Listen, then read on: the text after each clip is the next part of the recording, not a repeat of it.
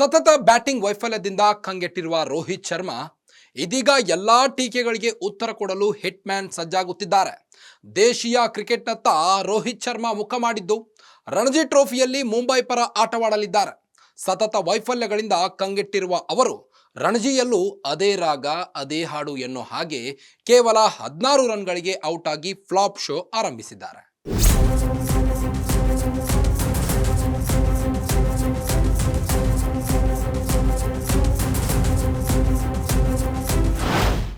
ಭಾರತ ತಂಡದ ನಾಯಕ ರೋಹಿತ್ ಶರ್ಮಾ ಕಳಪೆ ಫಾರ್ಮ್ ಎದುರಿಸುತ್ತಿದ್ದಾರೆ. ಇದೀಗ ಅವರು ರನ್ ಗಳಿಸುವ ಹಂಬಲದಲ್ಲಿದ್ದಾರೆ. ಬಾಂಗ್ಲಾದೇಶ, ನ್ಯೂಜಿಲೆಂಡ್ ಮತ್ತು ಆಸ್ಟ್ರೇಲಿಯಾ ವಿರುದ್ಧದ ಟೆಸ್ಟ್ ಸರಣಿಗಳಲ್ಲಿ ಅವರು ರನ್ ಗಳಿಸುವುದರಲ್ಲಿ ಹಿಂದೆ ಉಳಿದಿದ್ರು. ಅವರು ಆಡಿದ 8 ಟೆಸ್ಟ್ ಪಂದ್ಯಗಳ 15 ಇನ್ನಿಂಗ್ಸ್ಗಳಲ್ಲಿ ಕೇವಲ ಒಂದು ಅರ್ಧಶತಕವನ್ನು ಗಳಿಸಲು ಸಾಧ್ಯವಾಗಿದೆ. ಕಳಪೆ ಫಾರ್ಮ್ನಿಂದ ಬಳಲುತ್ತಿರುವ ಹಿಟ್ ಮ್ಯಾನ್ ಮಹತ್ವದ ನಿರ್ಧಾರವನ್ನು ತೆಗೆದುಕೊಂಡಿದ್ದಾರೆ.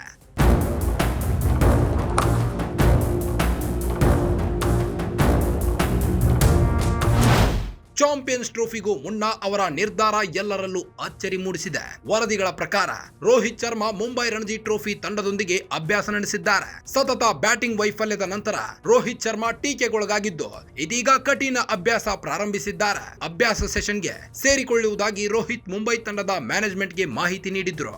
ರೋಹಿತ್ ಬಹಳ ದಿನಗಳಿಂದ ರಣಜಿ ಟ್ರೋಫಿಯಲ್ಲಿ ಆಡಿರಲಿಲ್ಲ.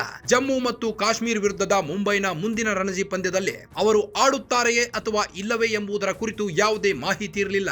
ಆದ್ರೆ ಈಗ ದಿಢೀರ್ ಅಂತ ರಣಜಿ ಪ್ರಾಕ್ಟೀಸ್ ಮ್ಯಾಚ್ ನಲ್ಲಿ ಆಟವಾಡಿದ್ದಾರೆ. ಸತತ ಕಳಪೆ ಫಾರ್ಮ್ ನಿಂದ ಅಟ್ಟರ್ ಫ್ಲಾಪ್ ಆಗಿದ್ದ ಹಿಟ್ ಮ್ಯಾನ್ ಈಗ ರಣಜಿಯಲ್ಲೂ ಅದೇ ರಾಗ ಅದೇ ಹಾಡು. ರೋಹಿತ್ ಇವತ್ತಿನ ಪ್ರಾಕ್ಟೀಸ್ ಮ್ಯಾಚ್ ನಲ್ಲೂ ಡಬ್ಬಾಕಿಕೊಂಡಿದ್ದು ಹಿಟ್ ಮ್ಯಾನ್ 16 ರನ್ಗೆ ಔಟ್ ಆಗಿದ್ದಾರೆ. ಆದರೆ ಮುಂಬರುವ ಐಸಿಸಿ ಚಾಂಪಿಯನ್ಸ್ ಟ್ರೋಫಿಯ ತಯಾರಿಗಾಗಿ ರೋಹಿತ್ ಶರ್ಮಾ ತಮ್ಮ ಅಭ್ಯಾಸವನ್ನು ಪುನರಾರಂಭಿಸಿದ್ದಾರೆ.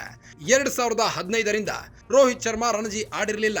ಕೊನೆಯ ಬಾರಿಗೆ ಮುಂಬೈ ತಂಡದ ಪರ 2015ರಲ್ಲಿ ಉತ್ತರ ಪ್ರದೇಶ್ ವಿರುದ್ಧ ಆಡಿದ್ರು. ಭಾರತ ತಂಡದ ಆಸ್ಟ್ರೇಲಿಯಾ ಪ್ರವಾಸದ ವೇಳೆ ಅವರು ಸತತ ಬ್ಯಾಟಿಂಗ್ ವೈಫಲ್ಯ ಅನುಭವಿಸುತ್ತಿದ್ರು.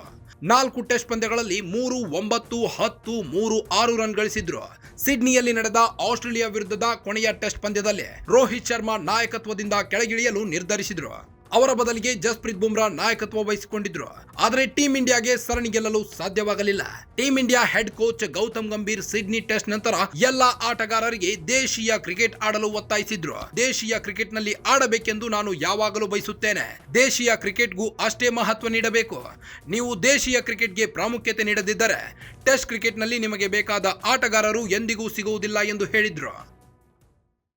ಒಟ್ಟಿನಲ್ಲಿ ಅಂತಾರಾಷ್ಟ್ರೀಯ ಕ್ರಿಕೆಟ್ನಿಂದ ದೇಶೀಯ ಕ್ರಿಕೆಟ್ನತ್ತ ರೋಹಿತ್ ಶರ್ಮಾ ಮುಖ ಮಾಡಿದ್ದು ಎಲ್ಲರಲ್ಲೂ ಅಚ್ಚರಿ ಮೂಡಿಸಿದೆ. ಸತತ ವೈಫಲ್ಯಗಳಿಂದ ಕಂಗೆಟ್ಟಿರುವ ಅವರು ರಣಜಿಯಲ್ಲೂ ದಬ್ಬಾಕಿಕೊಂಡಿದ್ದು ಹಿಟ್ ಮ್ಯಾನ್ ಅಭಿಮಾನಿಗಳಿಗೆ ಬೇಸರ ತರಿಸಿದ್ದಾರೆ. ಮತ್ತಷ್ಟು ಸ್ಪೋರ್ಟ್ಸ್ ಸುದ್ದಿಗಳಿಗಾಗಿ ನೋಡ್ತಾ ಇರಿ ಗ್ಯಾರಂಟಿ ನ್ಯೂಸ್. ಗ್ಯಾರಂಟಿ ನ್ಯೂಸ್, ಸುದ್ದಿ ಖಚಿತ, ನ್ಯಾಯ ನಿಶ್ಚಿತ.